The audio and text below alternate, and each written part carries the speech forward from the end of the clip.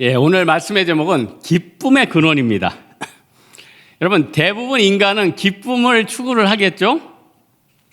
고통이 좋다고 생각하는 사람은 하나도 없을 겁니다. 다 기뻐하고 싶어 합니다. 그러나 우리의 삶은 기쁨이 많아요? 슬픔이 많아요?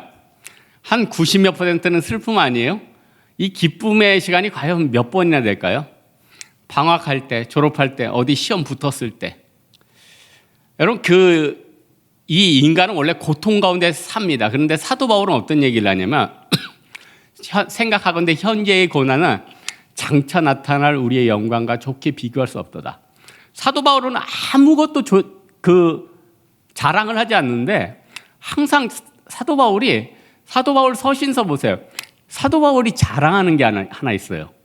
나는 예수 그리스도의 종 사도로 부르심을 받아 복음의 전파를 위해서 하나님 앞에 택정함을 입었다. 이걸 굉장히 자랑스럽게 해요.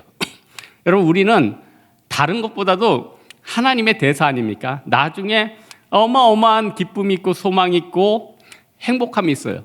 여러분, 잘 생각해야 될 게 지금 몸이 아프거나 큰 문제가 걸린 사람들이 분명히 있을 거예요.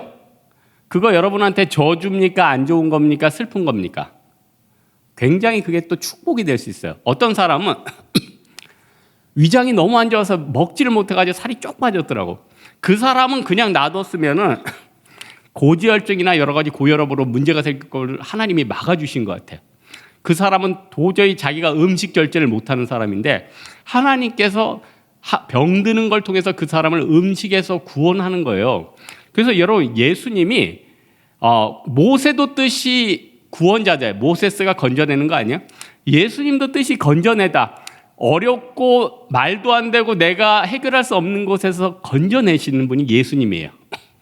여러분, 오늘 저는 굉장히 기쁜 날이기도 해요. 왜냐? 오늘 제가 1년 넘게 이사야서 66장 마지막 날이거든요.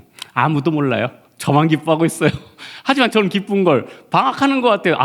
1장에서 66장까지 1년이라는 시간 동안 하나님께서 주셨구나. 근데 오늘 제목이 기쁨의 근원인데, 아니, 설교 제목이 기쁨의 근원인데 대만 선교 갔다 와서 피곤해서 축 처지면 어떡할까 했는데 하나님이 마음에 기쁨을 주시더라고. 하나님 기쁨을 주시는구나. 여러분, 예수님은 구원자시기 때문에 우리가 기뻐할 수 있는 거예요. 여러분, 참 성경이 신기한 게, 이 성경은요 몇 년 동안 쓰여졌죠?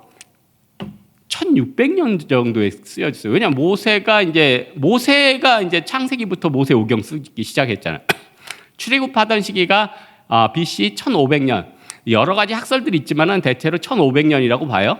그러면은 1500년부터 사도 요한이 죽었던 거의 100년까지 1600년 동안 40명의 저자들이 서로 회의도 않고 환경도 다르고 모든 게 달랐는데 놀라운 것은 이 66권, 이사야는 성경 전체를 줄여놓은 것과 같아요.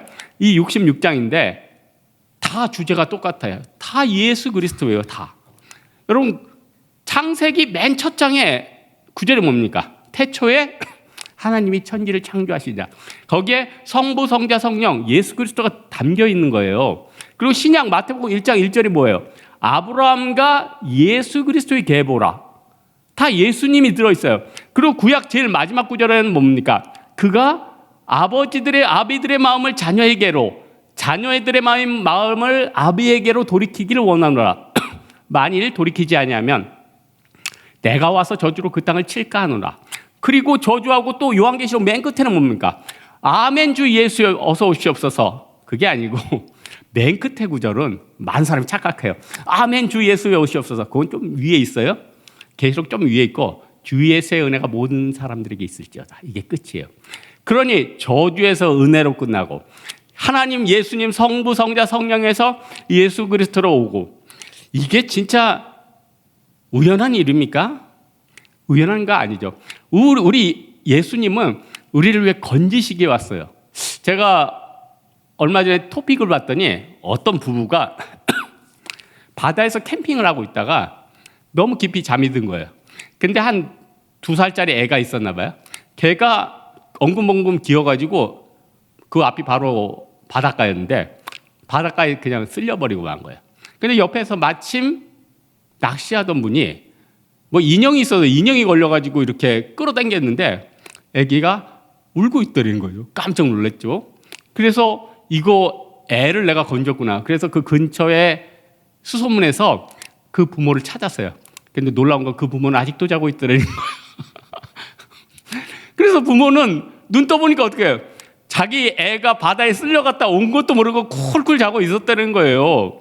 그런데 우리 이사야서에 보면은 우리 인간을 구원하기 위해서 한 아기가 낳는데 그 이름은 기묘자라 모사라 전능하신 왕이라 평강의 왕이라 하심이라 경사와 권세가 무궁하며. 아이러니하잖아요. 이 아이는 어른이 구해야 되는데 전 세계의 모든 사람의 영혼들은 예수 그리스도께서 구원하신 거 아니에요. 그러므로 한 사람으로 말미암아 죄가 세상에 들어오고 죄로 말미암아 사망이 돌아왔나니 이와 같이 모든 사람이 죄를 지었으므로 사망이 모든 사람에게 이르느니라. 그러나 이 은사는 그 범죄와 같지 아니하니 곧 한 사람의 범죄에 인하여 많은 사람이 죽었으나 더욱 하나님의 은혜와 한 사람 예수 그리스도의 선물은 많은 사람에게 넘쳤느니라. 또 이 선물은 한 사람의 범죄로 말미암은 것 같지 아니하니 심판은 한 사람으로 말미암아 정죄에 이르렀으나 은사는 많은 의로운 행위로 말미암아 영생에 이르렀느니라. 예수 그리스도께서는 아이로 오셨지만 우리를 놀랍게 건지셨다는 거예요. 이것 때문에 우리는 기뻐할 수 있어요. 또한 예수 그리스도께서는 우리를 영혼을 구원해 주셨지만 여러분의 위기를 건졌어요. 여러분 느헤미야가 포로 귀환해가지고 자기 백성들에게 이제 성전 재건을 하는데 느헤미야를 죽이려고 하는 사람이 있었죠. 머리가 좀 산발라신지 산발라, 도비야 이런 애들이 오노 평지에 와라. 벌써 오노 평지 하니까 벌써 기분이 안 좋아. 무슨 선수가 생각나네 옛날에. 우리나라 자꾸 이렇게 쇼트 할 때 이렇게 하여튼 트릭스는 있잖아요. 오노. 벌써 이름이 안 좋아. 그래서 4번이나 초청했는데 거절했어요. 근데 하나님이 막으신 거 아니에요? 여러분 하나님은요 우리를 악과 어둠에서 건져주시는 거예요. 그래서 우리는 하나님의 전신갑주로 무장을 해요. 그래서 여러분 에베소서 6장에 보면 뭐가 있습니까?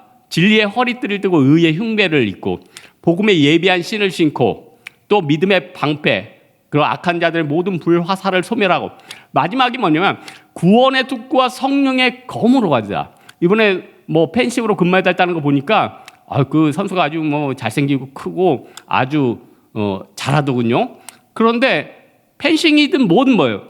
투구를 쓰잖아요. 그 다음 중요한 게 찔러야 돼. 검이잖아요. 그래서 제가 그 펜싱 보면서 저는 에베소서 6장이 딱 생각이 나더라고요. 맨 끝에 무장의 끝은 뭐예요? 구원의 투구와 성령의 검, 하나님의 말씀을 가지라. 그러니까 우리가 세상에서 악한 마귀로부터 이겨내기 위해서는 뭐예요? 성령의 검이에요. 이 검이 있어야 돼요. 또 구원의 투구. 구원의 투구는 뭐가 있을까요? 여러분들이 기도하는 거, 하나님 앞에 매달리는 거. 이게 있으면요, 악한 마귀가 건드리지를 못해요. 그래서 에베소서에는요, 하나님의 전신갑주를 입으라, 하나님의 전신갑주를 취하라 2번이나 언급해요. 지금 우리 이 세상이 만만하지가 않습니다. 제가 이번에 대만 갔는데, 야, 진짜 이제는 앞으로 외국어 공부는 필요 없겠더군요. 아주 구글 번역기 딱 쐬니까 저는 이제 간자체로 중국어를 공부를 했기 때문에 번자체는 머릿속에 지금 번자체를 지우고 있어요. 그래서 번자체를 머리에 지우니까 이 번자체가 익숙하지 않은 거죠. 일부러 지우는 거예요. 간자체가 어차피 대세니까. 근데 번역기로 딱 되니까 그 자리에서 그냥 팍 또 그 자리에서 동시 통역인 거예요. 야, 이제 번역사들 다 굶어 죽었다. 이제는 AI가 척척척척 해서 모든 것들을 다 해결해요. 여러분 사소한 것들 이제 다 알아서 해줄 거예요. 그럼 여기서 우리가 퀘스천이 하나 들어요. 우리는 평안한 시대를 맞이한 겁니까? 저는 순간 놀랐어요. 우리가 다시 바벨탑 시대. 이제 우상에게 끌려가서 AI가 시키는 대로 우리의 생각과 사고는 아무것도 없겠구나. 이제 여러분들은 여러분이 먹고 싶은 걸 누가 결정해줘요? AI가 결정해요. 너 요거 좀 먹고 싶지? 너 요즘 요 유튜브 좀 보고 싶지? 아니면 또 자기 생각을 넣어요. 너 요거 좀 봐라. 그리고 흥미있는 걸 다 연관고리 해가지고 쫙쫙 이어줘. 그러면서 여러분은 하루 종일 걔한테 엮여서 사는 거예요. 그리고 여러분의 대뇌나 전두엽은 점점점 후퇴를 해가지고 나중에는 아무것도 머리에 들을 수 없어요. 이때 여러분 반대로 가야 돼요. 이때 여러분 리버스를 해. 이때 더 하나님의 말씀을 내 마음에 새겨야 되고요. 이때 더 한자를 봐야 되고요. 이때 더 사고하는 것들을 길러야 돼요. 안 그러면요, 다 끌려가는 거예요. 머리는 텅 비어 있는 거예요. 자동화 시스템에 즐거워하는 것 같지만 그 경고를 옛날에 한 100년 전부터 경고를 했어요. 여러분, 지금 시대가 어떤 시대입니까? 정말 우리 마음 가운데 하나님의 도우심이 없으면 안 되는 시대. 그러면은 이 시대에 뭐가 필요하죠? 믿음. 이 시대에 뭐가 필요하죠? 깨끗하게 사는 거. 그러나 이 시대에 깨끗하게 살고 믿음대로 사는 게 없잖아요. 그래서 우리는 예수 그리스도로 즐거워하고 다시 한번 내 생각과 마음과 행동을 다시 한번 영적인 원시 시대로 돌려야 돼요. 그게 리버스 뒤로 가는 게 절대 아니에요. 다시 믿음의 길인 거예요. 다시 말씀인 거예요. 다시 내 몸을 움직이는 거예요. 여러분, 다시 운동하세요. 다시 말씀 읽으세요. 다시 언어하세요. 다시 섬기세요. 여러분 다른 사람한테 뒤처진다고요? 아니요. 시간 지나봐요. 여러분이 1등 돼 있을걸요? 여러분이 1등 돼 있어요. 지금 악한 마귀는 편하게 해줄게, 누려, 쾌락, 기쁨을 누려 계속 얘기해요. 그러나 그거는 우리를 살리는 길이다? 아니다. 죽는 길이다. 여러분, 저는 요즘 그 성경 읽는 것 중에 저는 에베소서 6장이 요즘 많이 끌리더라고요. 에베소서 6장은 여러분 통째로 머릿속에 넣으세요. 에베소서 6장은 진짜 짜임새가, 저도 성경 구절들 되게 많이 좋아하는데 에베소서 6장은 짜임새가 이게 퍼펙트야. 그러니까 1절에서 한 5절까지는 자녀가 부모에 대한 거, 또 부모가 자녀에 대한 거, 그 다음에부터는 종이 상전에 대한 거, 그러니까 선배나 그 직장 상사에 대한 거, 그리고 위에 있는 사람이 아래에 있는 사람에 대한 거, 그 다음에 마지막으로 영적인 하나님의 전신갑주를 입으라. 이게 세 파트의 구조예요. 맨 끝에는 이제 인사말이 좀 있고 21절부터 인사말이에요. 그러나 짜임새가 너무 좋아. 그러나 그 중에서 저는 참 끌리는 게 뭐냐면 1절에서 5절까지 자녀들아 주 안에서 너희 부모에게 순종하라. 이것이 옳으니라. 내 아버지나 내 어머니를 공경하라. 이것이 약속 있는 첫 계명이니 이는 내가 땅에서 잘되고 형통하리라.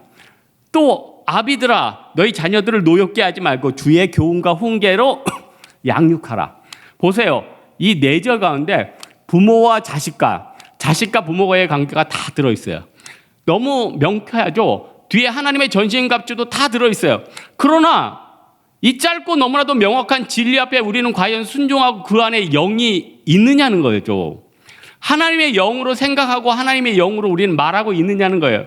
우리는 온통 마음 가운데 세상이 배신하는 시대니까 서로 배신하지 않아요? 부모는 자식을 배신하고 자식은 부모를 배신하고 친구는 이웃이 있습니까? 요즘 시대에. 여러분 요즘 이 시대에 친구 있어요? 여러분 손가락 5개를 펴보세요. 이 안에 여러분 이 시대에 내가 진실로 얘기하고 교제하고 내 마음을 나눌 수 있는 사람 있어요? 없어요? 3명만 있어도 너무 좋을걸요? 3명만 있어도 좋을걸요? 내 마음과 내 마음의 심성을 다 이해하고 털어놓고 얘기할 수 있는 사람이 3명만 있어도 그 사람 대단한 사람일걸요? 여러분 하나님은요 이 시대를 만들어 놓고 떨어지지 않고 계속 주관해 주세요. 제가 어제 대만에 늦게 가서 손수건을 못 가져와서 큰 수건 가져왔어요. 그래서 어떤 분이 목소리 왜 타월 가지고 올래? 아니 타월이야. 뭐 어쩔 수 없어. 어제 밤에 왔기 때문에. 어떤 A라는 사람이 있고 어떤 B라는 사람이 있어요. 근데 A라는 사람은 백도 있고 여론 조성을 잘해요. 또 말을 이렇게 해줘요. 사람들한테 말도 잘 퍼뜨리고 사람들한테 여론 조성도 잘해요. 그래서 자기는 폴스 거짓에 대해서 다른 사람한테 자기가 진실인 것처럼 얘기를 해요. 그러니까 그게 거짓인 것도 아니지만 사람들은 그냥 귀찮으니까 A라는 사람이 힘이 있으니까 그 사람 맞다 해주는 거예요. B라는 사람은 힘도 없어요. 그러나 진실돼요. 다른 사람들이 이 B라는 사람이 A에 대해서 진실 이야기하니까 B에 대해서 지지를 해줄 수 없어요. 그러나 시간이 지나봐요. 다들 B가 맞았다고 해줄 거예요. 역사에서 진리는 사라질 수가 없어요. 팩트는 사라질 수가 없어요. 어떤 조사를 하고 어떤 결과를 하고 그 사람의 돈 쓴 내역, 그 사람이 했던 말들, 그 사람의 행동 지워져요, 안 지워져요? 안 지워져요. 안 지워진다니까요. 저는 열왕기 상, 열왕기 하를 보면서 이런 생각을 해요. 솔로몬이 굉장히 부유하게 나라를 잘 이끌었단 말이에요. 근데 솔로몬이 죽은 다음에 그 다음에 아들이 누구죠? 르호보암이에요. 르호보암이 죽으니까 솔로몬은 죽었잖아요. 죽은 사람은 말이 있어요, 없어요? 없죠. 그러니까 사람들이 뭐라고 그러냐? 네 아버지가 성전 재건하고 네 아버지 궁을 14년 동안 지어서 우리가 이렇게 피폐했다. 너는 그 부역을 줄이지 않겠느냐? 이렇게 얘기를 해요. 저는 거기서 어떤 걸 느꼈냐면 많은 사람들은 그 열왕기 상하를 보면서 이런 얘기할 거예요. 아, 솔로몬이 하나님의 성전을 지으면서 자기의 욕망과 자기의 욕심 때문에 백성이 굉장히 많이 학정을 당했겠구나라고 착각을 해요. 그러나 성경을 잘 보세요.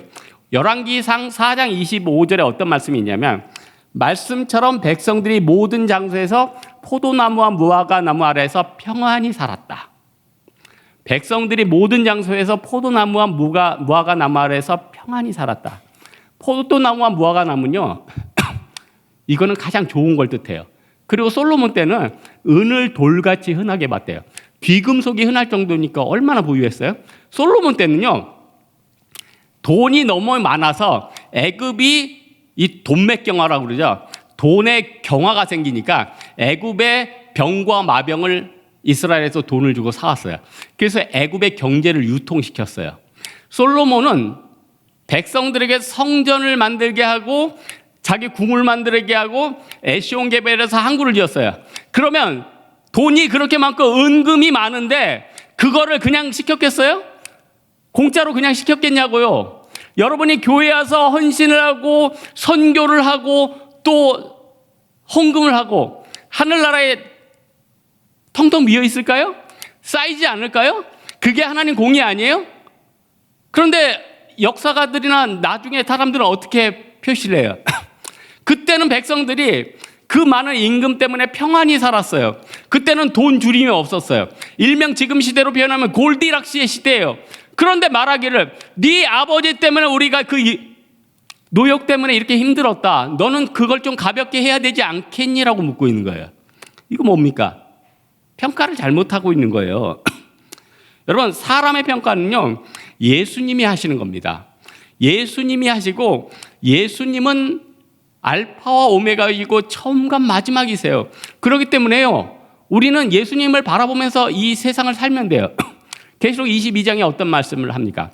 불의한 자는 그대로 불의를 행하고 더러운 자는 그대로 더럽게 되며 의로운 자는 그대로 의를 행하며 거룩한 자는 그대로 거룩하게 하라.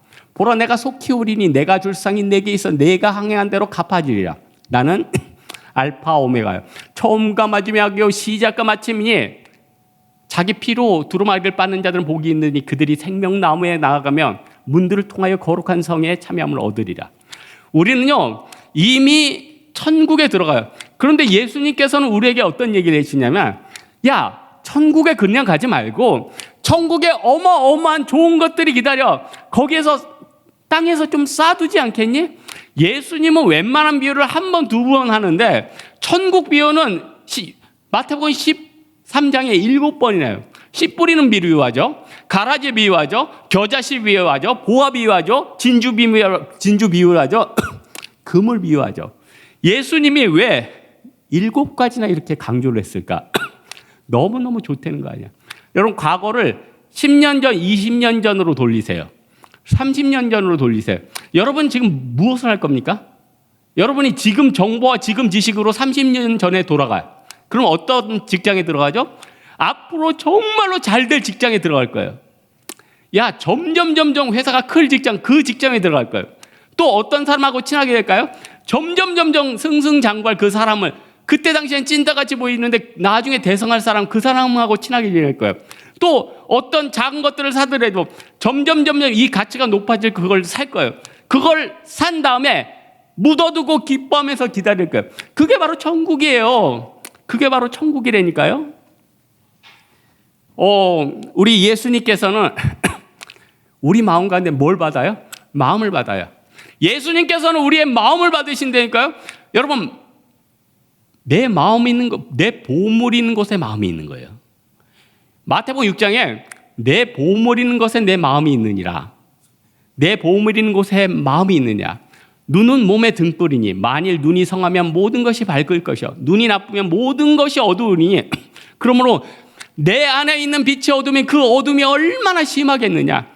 여러분, 아무리 허덕이고 괴롭고 가난하게 살아도 예수 그리스도께서 우리에게 기쁨을 주시고 소망을 주시면 우리는 넉넉히 이기는 거예요. 내가 확신하노니 사망이나 생명이나 천사들이나 권세자들이나 현재일이나 장래일이나 기쁨이나 높음이나 그 어떤 피조물이라도 우리를 우리 주 그리스도 예수 안에 있는 하나님의 사랑에서 끊을 수 없는 거예요. 여러분, 과거에 고대 때 아테네하고 스파르타, 아테네랑 스파르타는요 어마어마한 경제력으로도 아테네는 대단한 나라였어요. 그리고 아테네는 모든 철학의 중심지예요. 모든 철학이 아테네로부터 나왔고 그 안에 많은 지식이 있었고 많은 돈이 있었어요. 그래서 아테네에서 제사를 드릴 때는 양이 수천 마리가 깔리고 소가 수천 마리가 깔리고 어마어마했어요. 그러나 스파르타는 너무나도 가난했어요. 그래서 그들은 드릴 수 있는 게 뭐 비둘기 뭐니 너무나도 미약한 것들을 갖다 바쳤죠. 그러나 그들은요, 비록 그들은 참된 신은 아니지만 자기 신들에게 자기 생명을 바쳤어요. 그러니 아테네랑 스파르타랑 싸우면 맨날 스파르타가 이기는 거예요. 아테네는 맨날 깨갱아니에요. 그러나 우리가 우리 마음 가운데 예수 그리스도의 사랑과 능력이 있다면은 여러분, 환난이나 공고나 핍박이나 적신이나 위험이나 칼이라 그 어떤 것도 우리를 우리 주 그리스도 예수 안에 있는 사랑에서, 하나님의 사랑에서 끊을 수 없어요. 여러분을 아무도 칠 수 없어요. 여러분의 앞길을 아무도 막을 수 없다는 거예요. 여러분, 우리는 내가 오늘 말씀의 결론을 맺겠는데 우리는 누구를 믿는 사람입니까? 하나님을 믿는 사람이에요. 여호와는 죽이기도 하시고 살리기도 하시고 스올에 내리게 하시고 스올에서 올리게도 하시고 여호와는 부하게도 하고 가난하게 하시고 여호와는 낮추기도 하고 높이기도 하시는도다. 그게 누구예요? 한나예요. 그 한나의 기도로 말미암아 그 한나의 후손이 누가 나왔어요? 사무엘, 그 위대한 선지자가 나왔잖아요. 한나의 기도는 우리의 기도가 되어야 됩니다. 우리의 믿음은 예수 그리스도에게로 가야 돼요. 우리의 기쁨은 예수 그리스도께로 가야 돼요. 우리의 소망은 예수 그리스도께로 와야 된다는 것입니다. 우리 사랑하는 홍대세교회 성도들, 우리는 복음을 증거하고 왔습니다. 또 어떻게 해야 됩니까? 복음 증거해야 됩니다. 또 어떻게 해야 됩니까? 순종의 자리에 나와야 됩니다. 또 어떻게 해야 됩니까? 기쁨의 근원인 예수 그리스도께서 그 기쁨을 나에게 마음껏 부어달라고 기도하는 우리가 돼야 된다는 겁니다. 이 믿음 가지고 앞으로 또 이 한 주간을 또 살아가는 여러분 되기를 주님의 이름으로 축원합니다.